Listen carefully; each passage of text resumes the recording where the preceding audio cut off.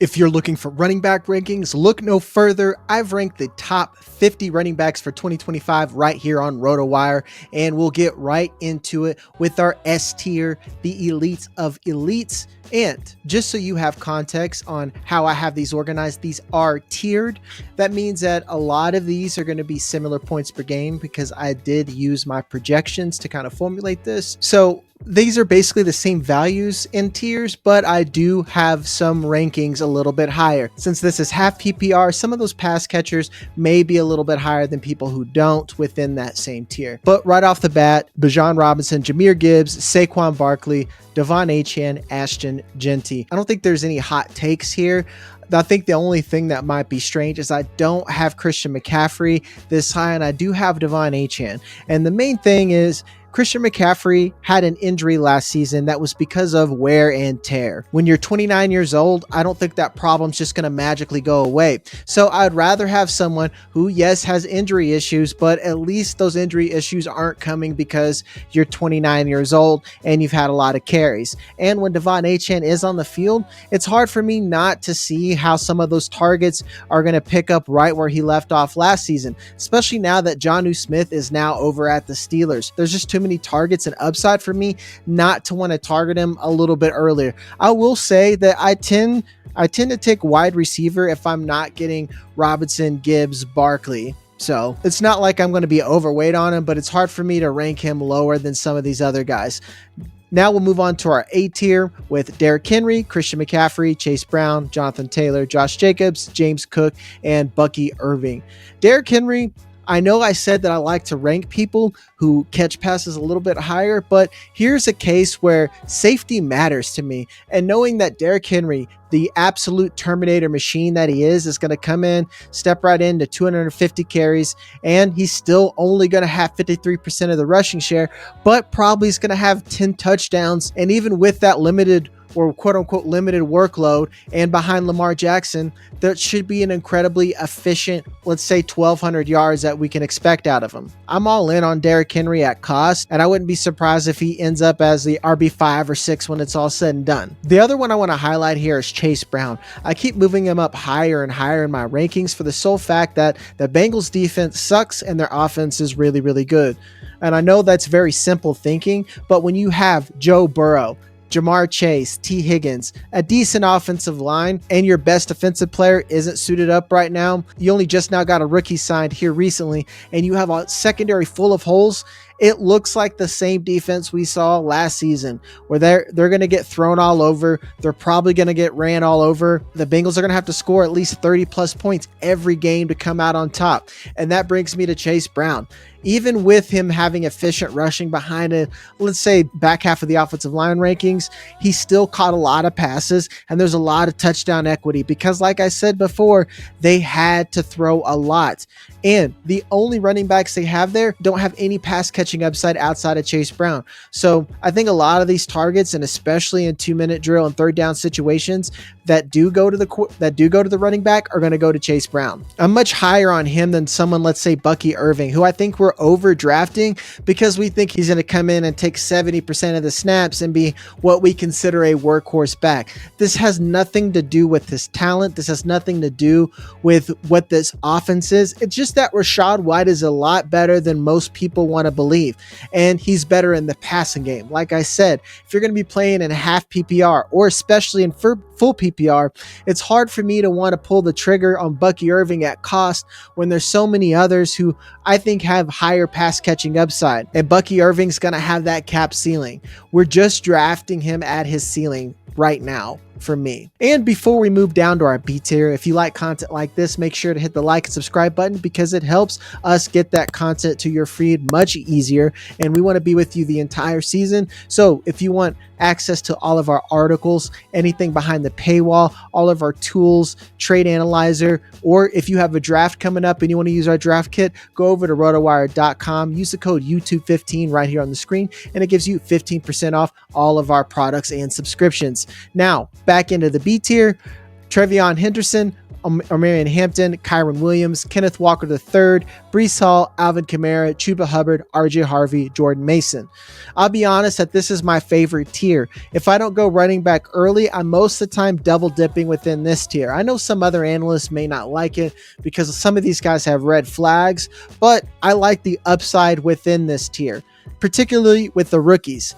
I'm all in on TreVeyon Henderson, and I have a hard time taking Breece Hall when I feel like he's in a committee with a three-headed monster. And I wouldn't even be bothered with Braylon Allen if it wasn't for the fact that Isaiah Davis is there as well. I will say that I think they're going to be running a lot, so I don't hate Breece Hall, and I am clicking the button, but the things that we've seen on tape in college looks the same in the NFL with Henderson, particularly with the running game and just how explosive he is. He's already ran a kickoff to the house. He's already got a touchdown on the ground. He's making plays. There's already word out of the camp that as a running back, he might be their best deep threat. We already know that, especially at a second round draft capital and one of the first picks off the board on day 2, he's probably their best weapon outside of Drake May. I'm all in at cost, and I feel like I'm getting a cheap Jahmyr Gibbs.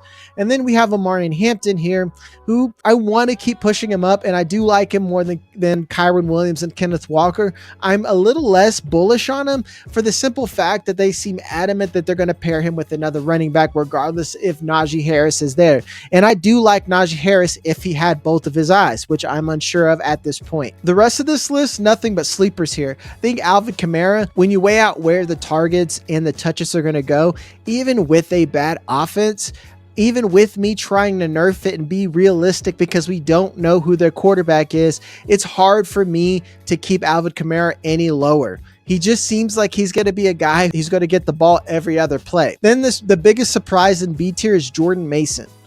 I am incredibly high on him and aggressive. And a lot of that is, I love the Vikings offense. They use an outside run scheme and a little bit more gap than, say, the 49ers.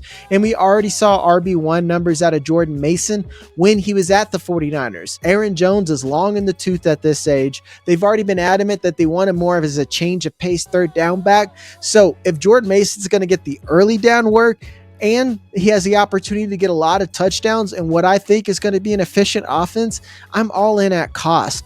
To me, this is the David Montgomery bet, but within a better pass-first offense than I think the Lions are. Next, we'll move to the C tier. DeAndre Swift, David Montgomery, Isaiah Pacheco, Tony Pollard, Tyrone Tracy Jr., Jaylen Warren, Caleb Johnson. The surprise here, Ja'Cory Krosky-Merritt, Rachaad White, Aaron Jones, and Zach Charbonnet. This is the area where I start to get worried, and I feel really good if I'm getting RB3s. I'm starting to panic if I'm having to double dip and get multiple RB2s. There's DeAndre Swift, who I like a lot, but I have a feeling someone I'm going to talk about later is going to step in and take some of the early down work for him. I'm not saying not to draft him, but I can't push him up much higher than his ADP is across multiple platforms at this point. David Montgomery, I expect a lot of the Lions offense to regress, especially if we see that defense come back healthy and actually able to stay on the field more often. And I will say, I do think there's going to be touchdown equity there, but he's not someone I'm not going out of the way to click. Isaiah Pacheco, I think he is appropriately priced, but I don't like to target him that often because I do think that his upside is capped. He's not used much in the passing game. We're already hearing things that the Chiefs could be shopping for another running back. I'm not sure what's going on with Brashard Smith there, but if he does come out and is effective out of the backfield, that's going to cap his upside. The real gem I like here is Tony Pollard, where as long as Tyjae Spears is out, if this offense takes another step forward, he has a lot of upside to be an RB2 week in and week out, and you're getting him as a flex RB3-4 option.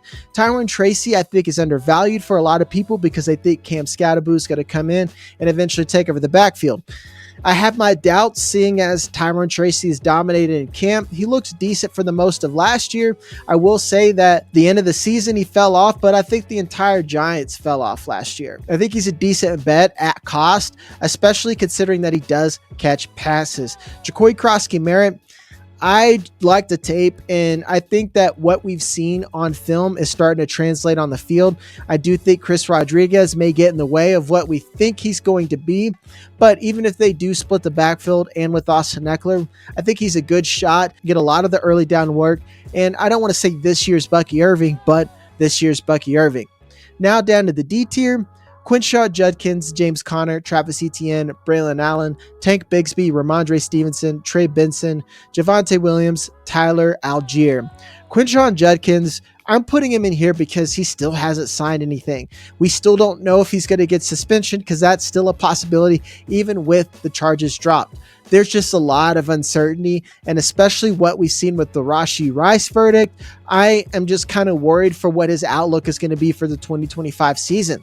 So that's why I'm going to put him down here, where a lot of these guys, with the exception, I think James Conner, I think a lot of these guys you're betting on upside, and you're hoping that they're booms and they're lottery tickets. And because, let's say, especially for best ball, they are good bets, I'm not taking them in redraft for anything other than depth, or you're hoping that maybe an injury or some type of trade will push them up a depth chart. That's why I think Quinshon Judkins can sit on the top of that tier, because we already know he's probably the best running back there. It's just a matter of getting him signed and a lot of his legal issues. The Jaguars backfield has been a huge talking point, but I like all of them at cost, and I tend to want to draft the cheaper back.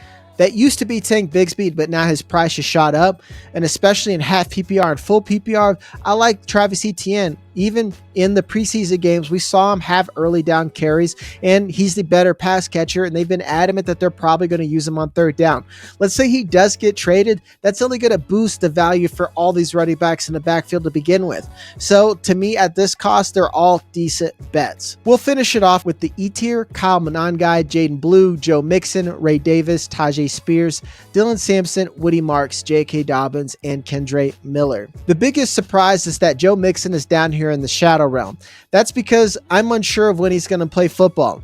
And I think the Texans have been pretty clear that they don't know either. That's why they went and got out Nick Chubb. They went out and traded a future day 2 pick to go get Woody Marks. They could still be in the market for a running back. And with a foot injury, with Joe Mixon's age and the amount of touches that he has, I just don't want him at this point. I get the upside of if he plays, but even when he has played the last 2 seasons, it hasn't been efficient, and I think that he's been replaceable. That's why the Bengals went and got Chase Brown and let him walk. That's why the Texans seem to be moving on without him, even while he's injured right now and in the building. I just don't want him, and I feel more than comfortable by putting him down here. I would rather have, like I mentioned earlier, Woody Marks at cost than Joe Mixon.